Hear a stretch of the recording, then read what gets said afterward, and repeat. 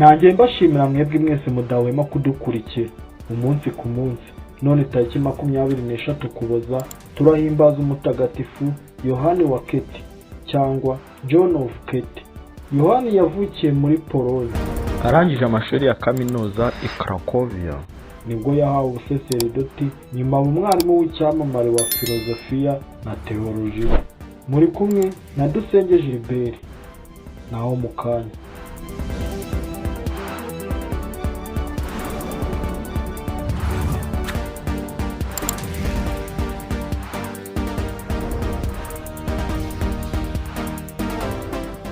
Muri uko kwigisha ari umwarimu wa filozofiya na teolojiya, hagati aho ariko yari yarabaye na padiri mukuru wa paruwasi.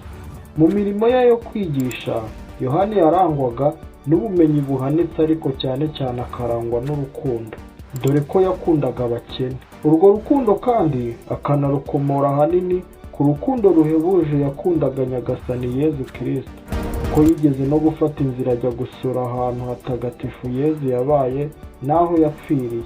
I Roma naho yagiyeyo ubugira kane kose ajya gusengera ku mva ya Petero na Paulo batagatifu.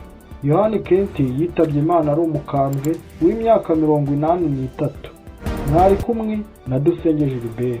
Amahoro y'Imana akomeza abane namwe.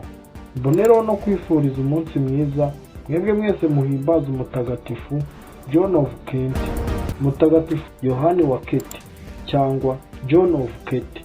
Udusabire.